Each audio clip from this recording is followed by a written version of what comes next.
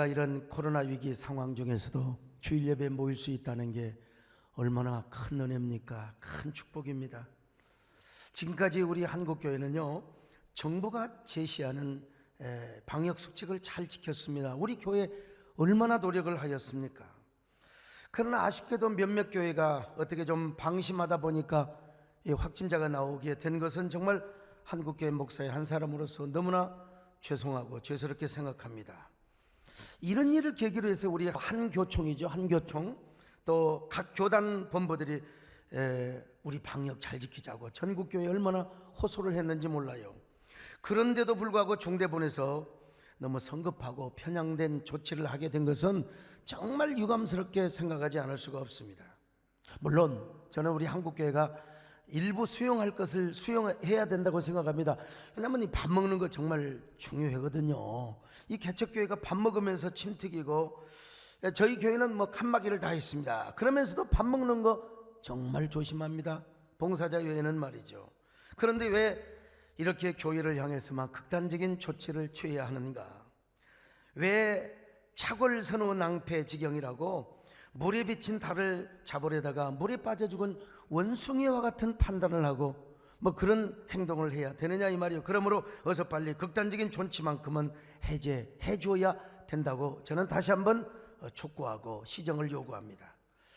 어쨌든 그래도 우리가 여러분 이렇게 예배 드릴 수 있는 거 하나님 앞에 감사합니다. 여러분은 반고흐가 그렸던 별이 빛나는 밤이라는 그림을 아십니까? 하늘에 해와 달과 별이 반짝이고 있는데 교회는 불이 꺼져 있어요. 그래서 많은 그림 전문가들이 반고흐가 그 시대의 교회가 너무 희망이 없다, 이걸 자신의 그림을 통해서 자신의 신앙을 그렇게 고백하고 있다고 해석을 합니다. 여러분 과연 그럴까요? 이렇게 고흐의 그림을 해석하는 사람들은 동시대에 그림을 그렸던 피카소와 대조를 하여 해석을 하였습니다. 반고흐와 동시대를 살았던 피카소는 천재적인 화가였습니다. 피카소 이전까지는 대부분 2차원의 그림을 그렸어요. 근데 피카소는 평면에다가 3차원의 입체적인 그림을 그렸습니다. 그래서 저 화가를 입체파 화가라고 그렇게 얘기를 했죠. 그리고 시대를 간파하는, 시대의 흐름을 헤아리는 이런 능력이 있어서요, 아주 시대 흐름과 사조에 부합한 그런 그림을 많이 그렸습니다. 그래서 그는 살아있는 동안에 수많은 부와 명예와 그리고 권력을 누렸습니다. 같은 가수지만 평생 가난하게 사는 사람도 있지만 우리 남진 장로님은 부와 명예와 뭐 이런 걸 많이 누렸지 않습니까? 여러분, 근데 고흐는 얼마나 가난에 찌들고 불행하고 우울한 삶을 살았는지 모릅니다. 피카소 못지않게 그도 아주 천재적인 화가였습니다. 그렇지만 그런 시대 흐름에 부합하거나 대중이 좋아하는 포퓰리즘, 그런 그림을, 포퓰리즘적인 그런 그림을 그리지를 못했습니다. 그러다 보니까 살아생전에는 사람들이 그의 그림을 알아주지를 못했어요. 그러니까 평생 쪼들린 삶을 살 수밖에요. 근데 그는 어린 시절부터요, 기특하게도 목사가 되는 꿈을 꾸었습니다. 목사의 아들로 태어났거든요. 어린 시절에 교회가 세상의 희망이라고 믿었습니다. 그래서 아버지처럼 그도 세상의 희망인 교회 목사가 되려고 마음을 먹었습니다. 그리고 실제로 전도사가 되었어요. 신학교도 갔습니다. 그래서 목회도 하였습니다. 그의 처녀 목회지는 보리나주라고 하는 광산촌이었습니다. 그때 광산촌에 살았던 사람들이 너무 거칠고 포악하잖아요. 그런 광산촌 마을의 고을을 전도사로 파송을 했습니다. 제도권에 있는 목회자들과 그리고 광산주가 서로 한 통속이었습니다.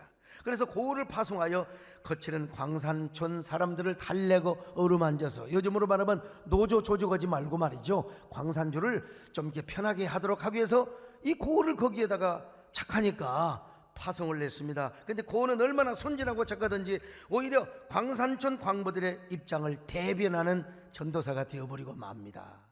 그가 이제 목사고시를 볼 때 이제 쟤는 목사 되면 큰일 날 놈이야. 그래서 목사고시를 탈락시켜버리고 말았습니다. 나는 입으로 설교를 하는 대신에 그림으로 설교를 하리라. 나는 하나님의 말씀을 그림으로 전하리라. 그러면서 이제 아버지와도 불화를 하기 시작합니다. 그러다 보니까 그의 초창기 그림들은 대부분 어두운 색채를 띄었습니다. 굉장히 우울하고 반항아적인 성향을 가지고 그림을 그렸던 것입니다. 그런 그가 그림의 고장 프랑스 파리로 가면서 인상파의 이 뭡니까? 화가들을 만나게 되죠. 그러면서 그의 그림이 조금씩 밝아지기 시작합니다. 대표적인 그림이 바로 해바라기라고 하는 그림입니다. 이 그림은 빛이 되시는 예수 그리스도를 담고 싶습니다. 이런 자신의 신앙 고백이 들어있다는 것입니다. 해바라기가 언제나 해를 바라보는 것처럼 오늘 우리는 언제나 주바라기, 하바라기가 되시기를 주의 이름으로 축원합니다. 그런 후에 그가 말년에 자신의 신앙을 고백하는 그림을 그렸어요. 그 그림이 성경이 있는 정물이라는 그림입니다. 여러분, 성경이 펴져 있잖아요. 아버지가 날마다 보던 성경입니다. 그런데 아버지가 즐겨 읽던 저 이사야 53장이 라틴어로 쫙 펴져 있습니다. 이사야 53장, 토살당하실 십자가의 죽으실 예수 그리스도를 미리서 예표적으로 기록하고 있는 책이란 말이요. 그러니까 그는 이 그림을 통하여 자신을 위해 십자가에 죽으신 예수 그리스도를 향한 믿음의 고백을 하고 있는 것입니다. 그런데 옆에 있는 촛대의 불이 꺼졌어요. 왜 그런 줄 아세요? 그토록 사랑하고 있는 내 아버지가, 그토록 존경했던 아버지가 이미 죽은 후에 이 그림을 그렸거든. 아버지의 죽음을 상징하는 것입니다. 그러나 아버지는 죽었지만은 아버지가 그토록 즐겨 읽고 사랑했던 이사야 53장의 말씀은 영원히 변함이 없다는 것입니다. 그리고 자신도 여전히 이 말씀을 믿고 이 말씀을 바라고 있다는 것입니다. 자, 그런데 여러분, 그 앞에 있는 조그마한 책이 있어요. 이 책이 에밀 졸라가 쓴 생의 기쁨 혹은 삶의 기쁨이라는 책입니다. 한동안 고은은 이 책에 완전히 심취해가지고 이 책을 달아지도록 읽었습니다. 그런데 이 책이 거룩한 하나님의 말씀 앞에 초라하게 엎드려 있지 않습니까? 여기서 에밀 졸라의 책은 고흐 자신을 의미한다는 것입니다. 자신이 그렇게 좋아하고 기뻐하고 즐겨했던 소중한 저 생의 기쁨이라는 가치관, 생의 세계관, 저 책도요 참으로 성경 말씀 앞에서는 너무나 초라하다는 겁니다. 너무나 초췌하다는 것입니다. 여러분, 하나님 말씀만이 영원하다는 것입니다. 하나님 말씀만이 영원한 권위가 있다는 것입니다. 하나님 말씀만이 영원한 생명력이 있다는 것입니다. 하나님의 말씀, 특별히 이사야 53장, 메시아의 순환당하신 메시아가 기록되어 있는 저 이사야 53장, 저 말씀 속에서 우리의 인생에 행복이 있고 진정한 구원이 있고 진정한 기쁨이 있고 참 만족이 있다는 것입니다. 여러분, 저 권위 있고 위대한 하나님의 말씀 앞에 낡아 빠진 책 조가리가 여러분 내에 던져져 있지 않습니까? 이것이 바로 무엇입니까? 고흐의 신앙 고백이었습니다. 여러분도 이런 신앙 고백을 하시기를 바랍니다. 예수 그리스도만이 영원하시다. 할렐루야. 하나님의 말씀만이 영원하시다. 예수 그리스도만이 우리에게 구원을 주신다. 천지에 있는 이름 중 귀하고 높은 이름, 주 나시기 전 지으신 구주의 이름 예수. 주 앞에 내가 엎드려 그 이름 찬송함. 내 귀에 들리는 주 앞에 내가 엎드립니다. 주 앞에 내가 엎드려 그 이름 찬송함. 내 귀에 들리는 말씀 귀하신 예수. 그런 그가 마침내 별이 빛나는 밤에라는 그림을 그렸습니다. 많은 분들이 저 고은은 말이요 반항아적인 그런 믿음을 가지고 이제 불 꺼진 교회는 희망이 없다고 그런 그림이라고 해석을 했어요. 여러분, 그럴까요? 천만에요. 저 하늘의 달과 별들을 가만히 세어보십시오. 달 하나에 별 11개. 이게 뭐예요? 요셉이가 꿈꾸었던 그 희망의 달과 별들입니다.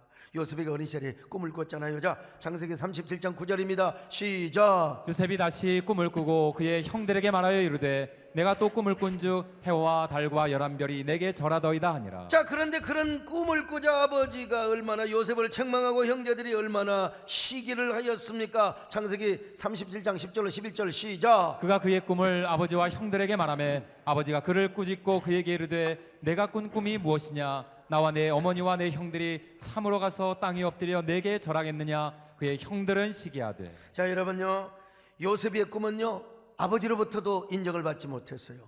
형제들은 얼마나 시기하고 미워했습니까? 그런 것처럼 자신의 삶이 지금 인정받지 못한다, 자신의 그림이 지금 인정받지 못한다는 그런 형편을 지금 그림으로 고백하고 있습니다.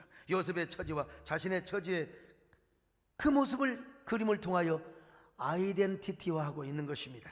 자, 그러나 요셉의 꿈이 인정받지 못하고 그 꿈 때문에 저 애굽의 노예로 팔려갔다 할지라도 요셉의 가슴 속에는 여전히 해와 달과 별들이 반짝이고 있다는 것입니다. 다시 말하면 요셉의 꿈이 저 불 꺼진 교회처럼 어두워지고 망가졌다 할지라도 여전히 요셉이가 꿈속에 보았던 하늘의 별과 달과 해는 여전히 여러분 계속해서 반짝이고 있다는 것입니다.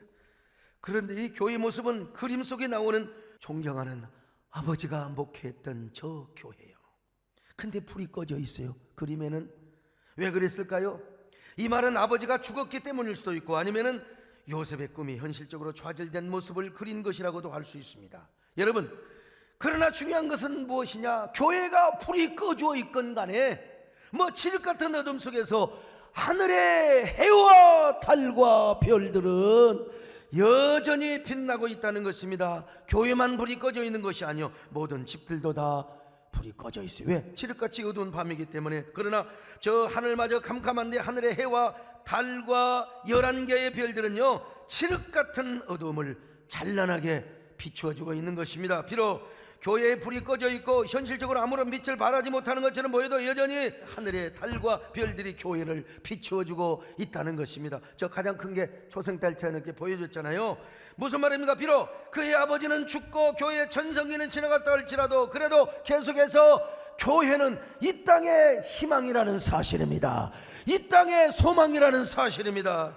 여러분, 아니 그의 아버지가 목회를 하며 자신이 자라던 교회, 고향 교회처럼 계속해서 세상에 희망이 되고 소망이 되는 게 뭐냐? 유일한 희망의 교회가, 희망의 단체가 뭐냐? 이 땅에 교회라는 것입니다. 얼마나 위대한 역설적 고백이 담겨있는 신앙 고백입니까? 그러니까 그 그림의 제목이 바로 별이 빛나는 밤에 라는 그림이죠. 물론 현실의 교회는 불이 꺼져 있을 수 있어요. 아버지가 목회하던 때의 교회와는 다를 수 있어요. 세상의 영향력을 좀 발휘하지 못할 수 있어요. 그러니까 불이 꺼져 있는 모습으로 그림을 그렸어요. 그렇지만 저 불 꺼진 교회가 무엇과 연결되냐? 하늘과 연결이 되어 있습니다. 여러분, 하늘에 닿아 있지 않습니까? 저 교회 종탑을 뭘로 지금 그린 줄 아세요? 사이프러스 나무입니다. 여러분요, 저 사이프러스 나무는 예수님이 달려 죽은 십자가의 재료로 쓰였던 나무입니다.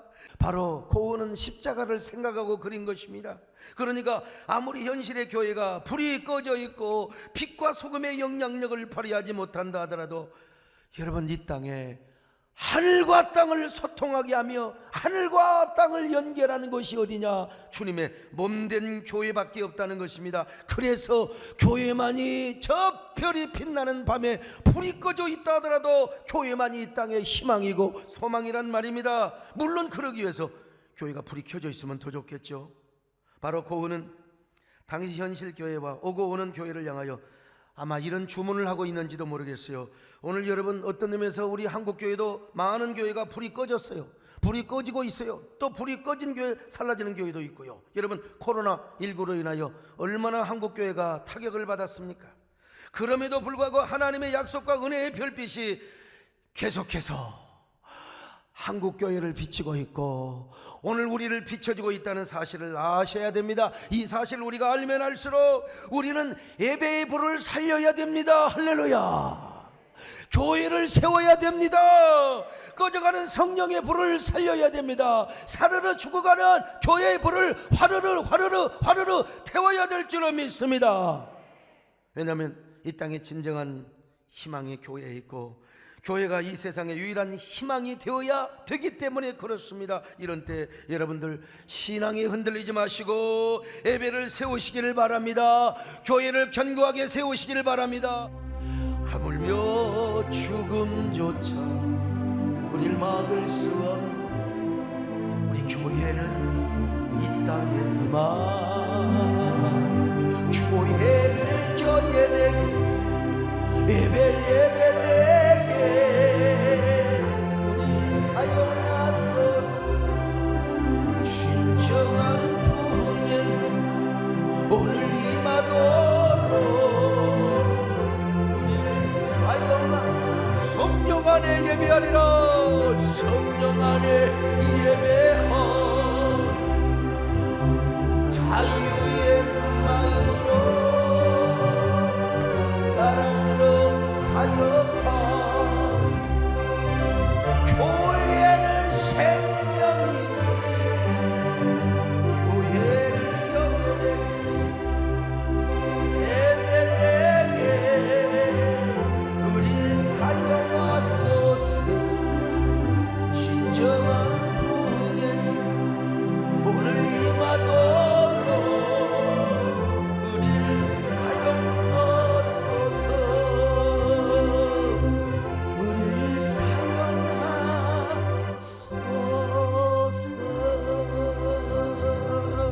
바로 여러분 고은은요, 이 별이 빛나는 밤에라는 그림을 그리고 나서 이듬해 선한 사마리아인이라는 그림을 그렸습니다. 교회가 이런 선한 사마리아인과 같은 역할을 할 때에 교회는 더 빛과 소금의 역할을 하고 세상의 희망이 되고 거룩한 영향력을 행사한다는 그런 의미에서 그린 것입니다. 제가 지금까지 고우의 그림에 대해서 설명을 많이 했습니다만, 고우는 피카소에 비해서 너무나 우울하고 가난한 삶을 살았습니다. 그러니까 어둡고 반항적인 그런 그림이 많았지만 그럼에도 불구하고 그는 그림을 그리면서 자신의 신앙 고백만큼은 절대로 놓치지 않았다는 것입니다. 그리고 그 어떤 경우에도 교회야말로 이 세상의 희망이고 소망이라는 사실을 자기 그림을 통해서 외쳤어요. 오고 오는 세대를 향하여. 비록 교회가 불이 꺼져 있고 아무런 영향력도 행사하지 못하는 것처럼 보여도 여러분, 하늘과 땅을 연결시키는 그 기관이 바로 뭐냐? 교회라는 겁니다. 오늘 우리 한국교회 현실, 이게 코로나19가 얼마나 많은 교회들의 불을 끄게 하였습니까? 불을 끄다 보니까 세상의 빛과 소금 영향력을 행사하지 못하죠. 주님의 생명도 희미하게 되고 은혜도 멀리 사라졌다고도 할 수 있겠죠. 예배를 못 드리면 그런 교회는 당연히 주님의 책망을 받을 수밖에요.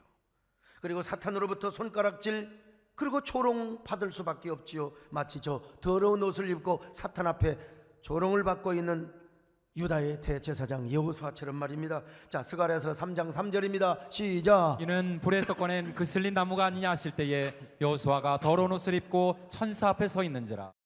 유다의 교회가 불이 꺼져 있어요. 그 모습을 뭘로 보여주었습니까? 대제사장 여호수아가 대제사장의 화려한 의복을 입어야 되는데 세상에 불에 끌린 저 불에 탄 저 더러운 옷을 입고 있다 이 말이에요. 그러니까 사탄이가 얼마나 조롱을 하겠습니까? 이게 건축을 하다가 중단이 된 유다 모든 백성들의 모습, 국가의 모습을 영적으로 보여주었던 것입니다.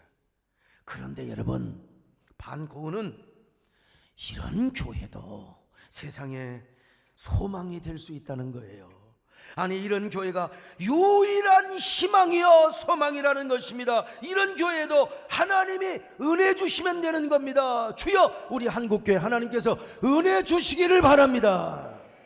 이런 사실을 오늘 본문에서 말씀하고 있어요.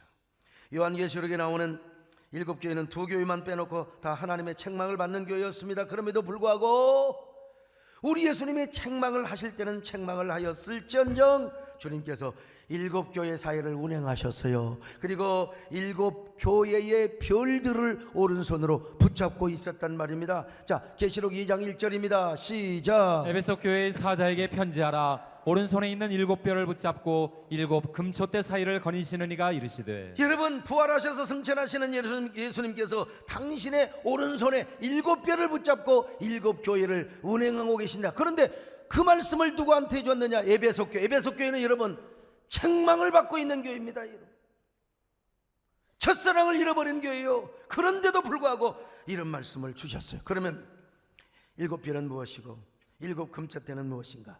계시록 1장 20절입니다. 시작. 내가 본 것은 내 오른손에 7별의 비밀과 또 7 금초대라. 7별은 7교회의 사자요 7 촛대는 7교회니라. 여러분, 7 금초대는 7교회를 말하는 것이고, 어차피 계시록은 묵신문학이니까, 그리고 7별은 바로 7교회 지도자, 오늘날 주의 종들을 말한다 이 말이요. 사망 권세를 이기시고 영원한 생명의 주인으로 부활하시는 주님께서 오늘도 여러분과 저를 오른손으로 주님께서 붙잡고 계심을 믿으시기를 바랍니다.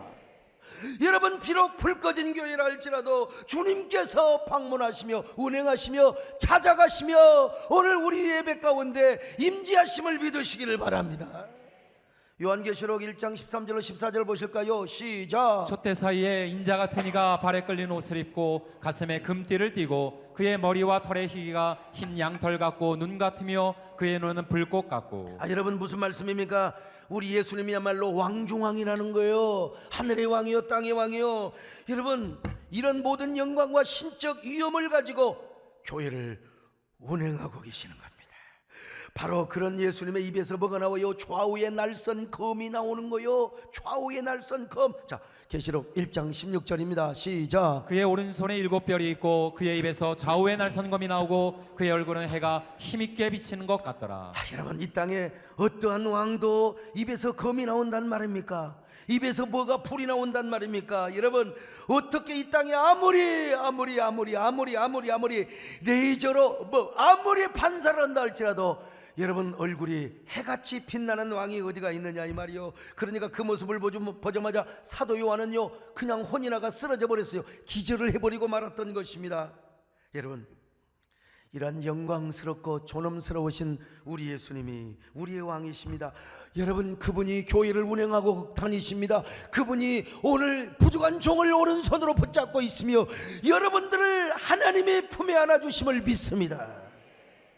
교회에 임재하실 뿐만 아니라 교회의 머리가 되시고 교회를 다스리셔서 여러분 우리 교회만 지나가시는 게 아니라 개척교회, 저 농어촌의 시골교회도 오늘 주님이 이 시간 운행하고 계신다는 것입니다. 얼마나 감사합니까? 얼마나 위안이 됩니까? 오늘 여러분 이러한 주님을 만나시기를 바랍니다.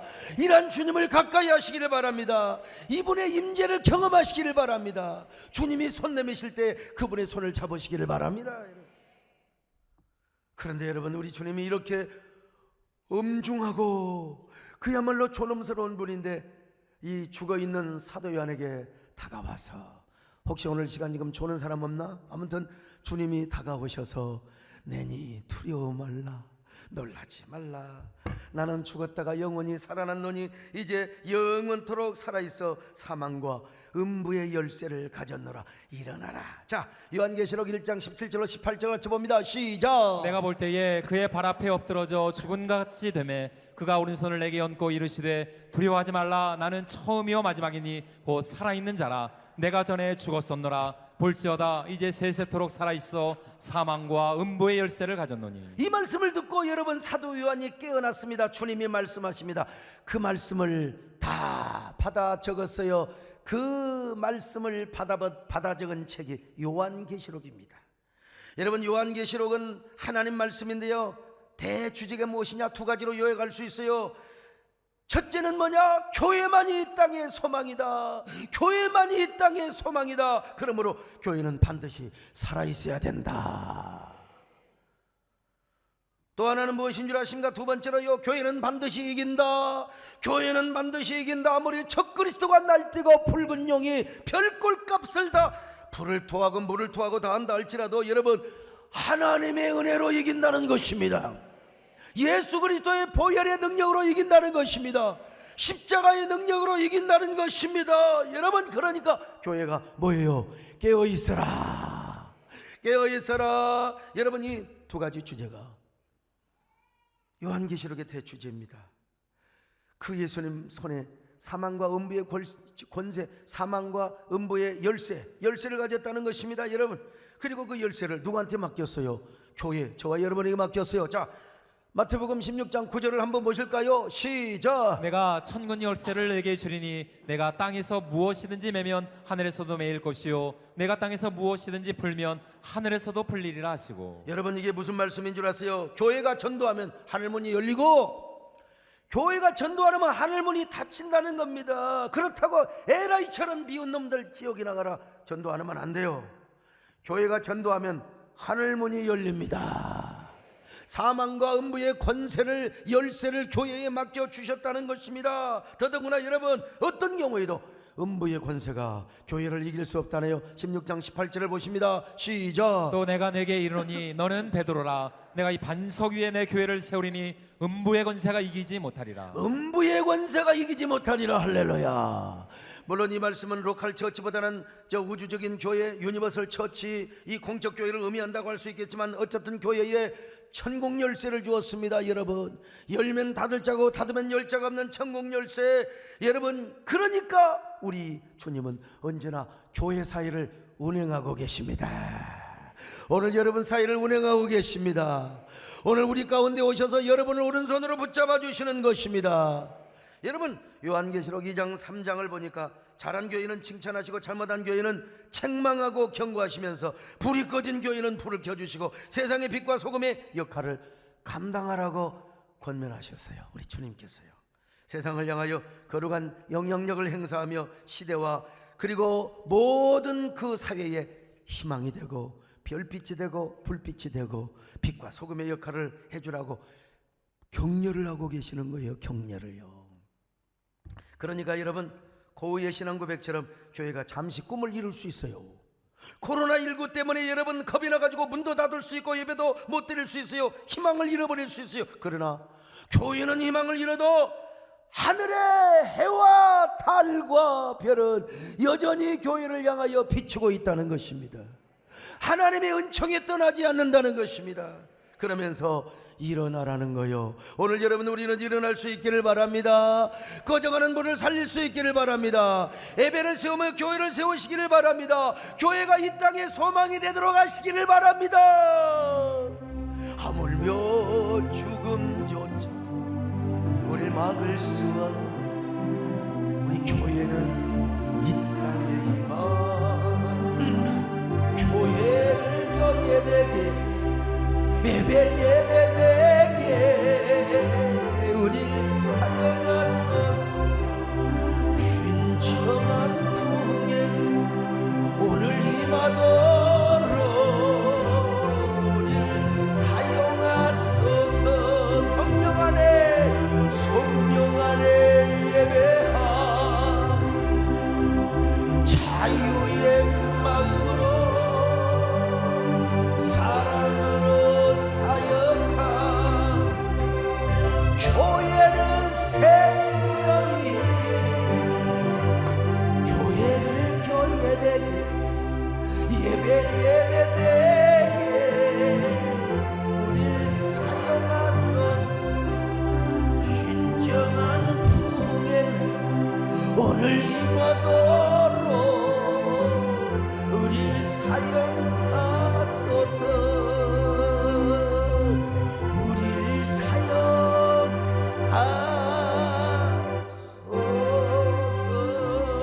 사용하소서. 그렇습니다. 여러분, 교회는 이 땅에서 가장 영광스러운 공동체입니다. 가장 고귀하고 존엄스러운 기관입니다.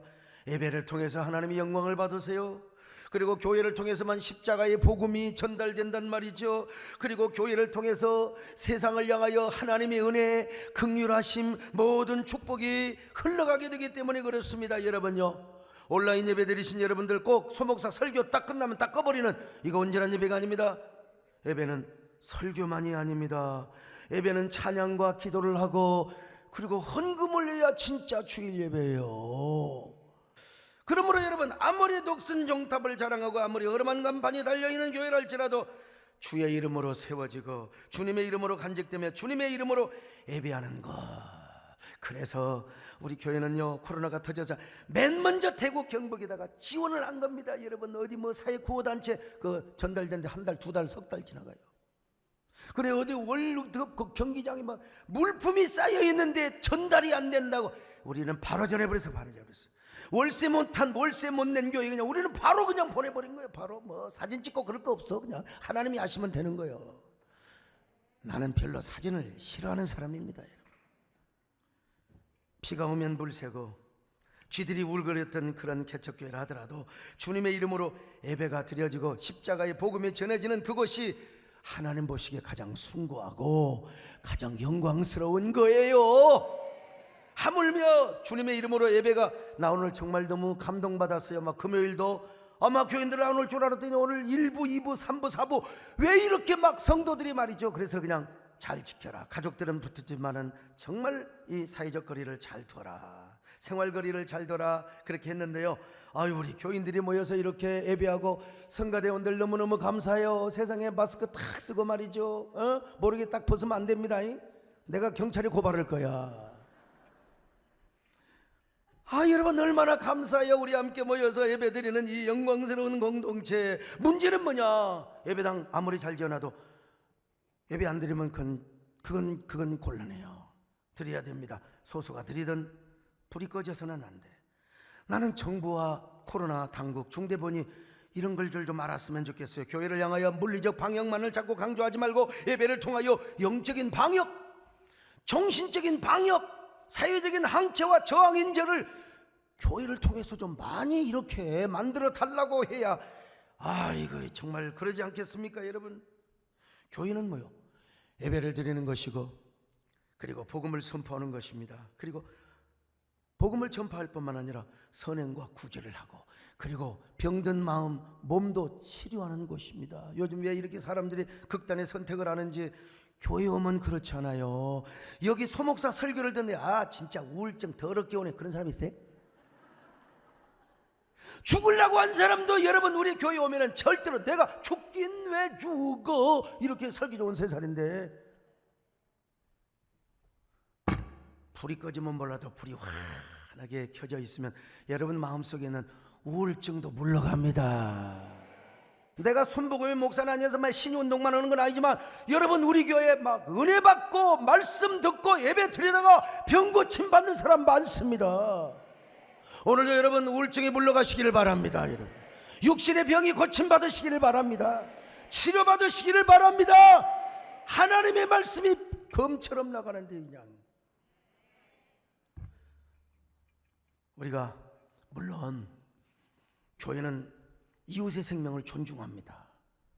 그리고 이웃 사랑을 해야 돼, 예수님 말씀처럼. 그러니까 교회가 슈퍼 감염이 집단이 돼서는 절대로 안 돼요. 저 지방의 어느 교회는 마스크 안 쓰다가 그냥 마스크를 써야죠. 안 쓰다가 소독도 안 하고, 그래가 일을 당했는데, 여러분 우리가 하나님을 의지하는 만큼 하나님이 아무리 불담이 되어주셔도 인간이 해야 될 일은 해야 돼요. 마스크도 좋은 거 쓰시기를 바랍니다. 여러분 손소독도 하시고, 여러분 기왕에 돈 들여놔서 소독기 갖다 놨으니까 한번 슬로우 킥킥 하고 쫙 한번 돌아요. 그리고 또 아깝다고 마실 필요까지는 없습니다. 여러분 마셔도 뭐 죽지는 않는데, 여러분 어쨌든 우리는 방심하면 안 됩니다.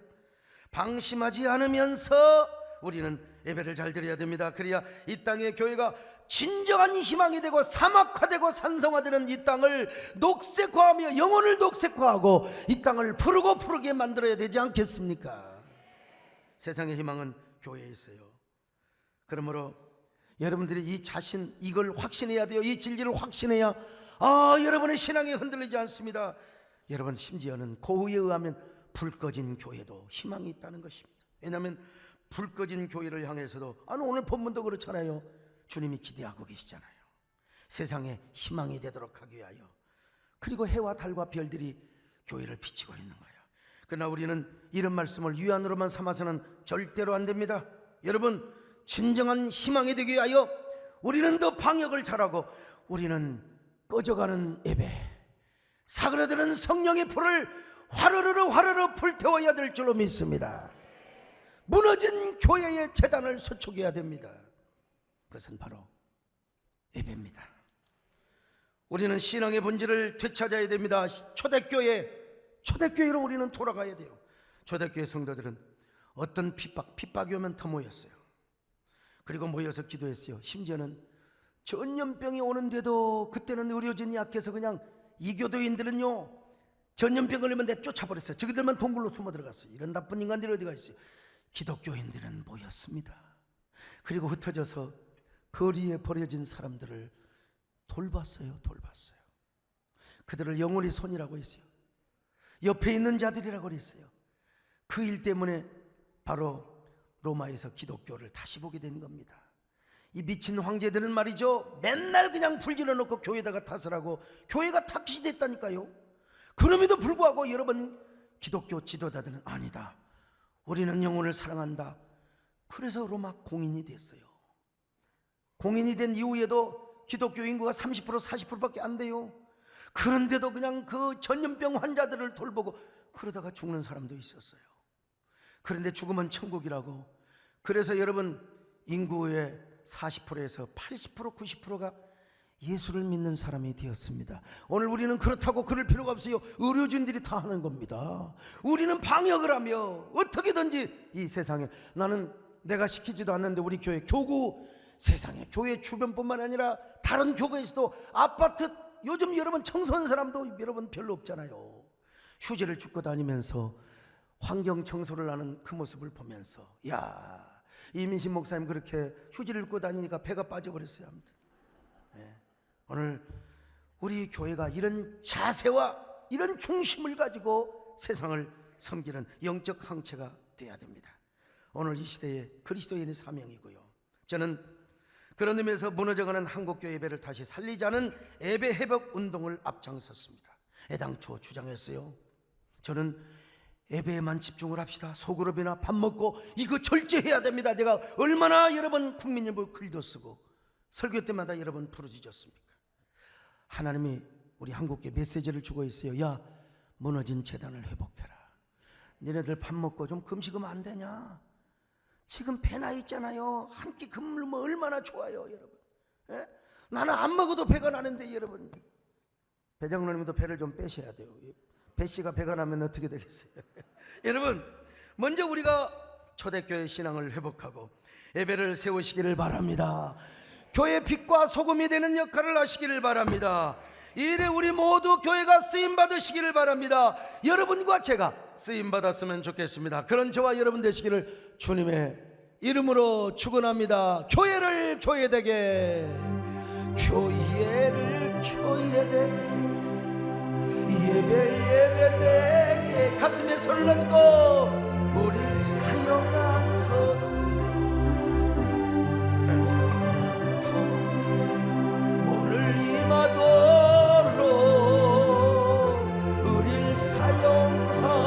우리를 사용하소서. 우리를 사용하. 여러분 가슴에 손을 얹고 한번 기도합시다.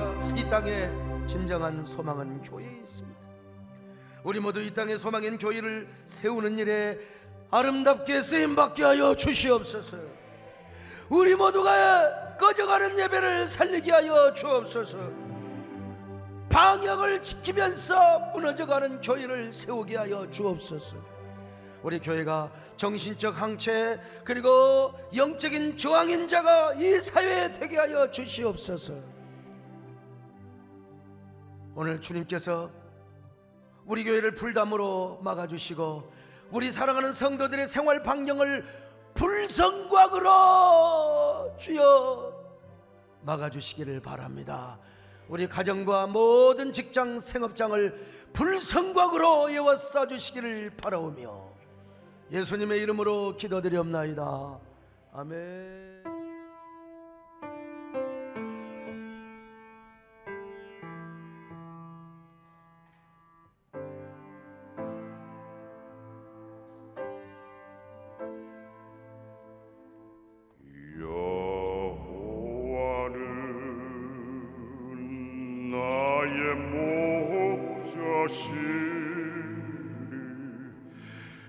내게 부족함이 없으리로다.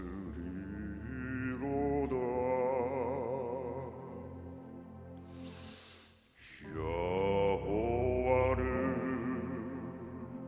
나의 목자시니 내게 부족함이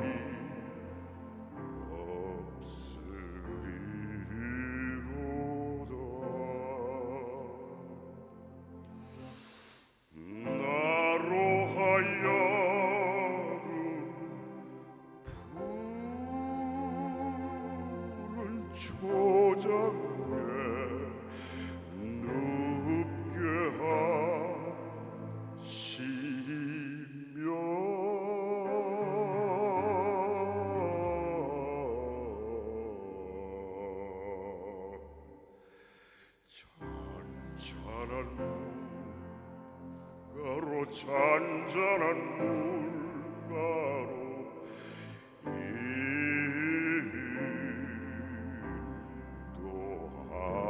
인도하시도다.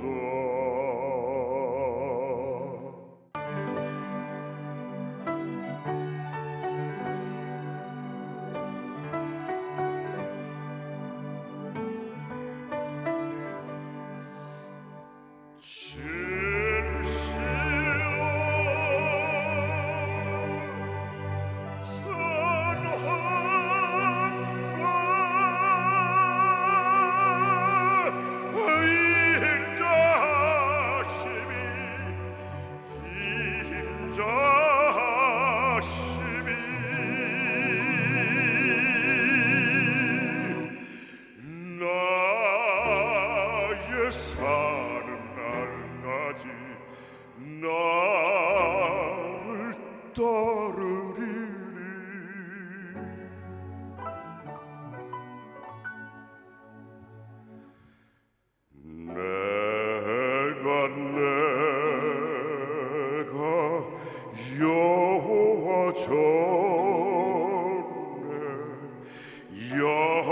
영토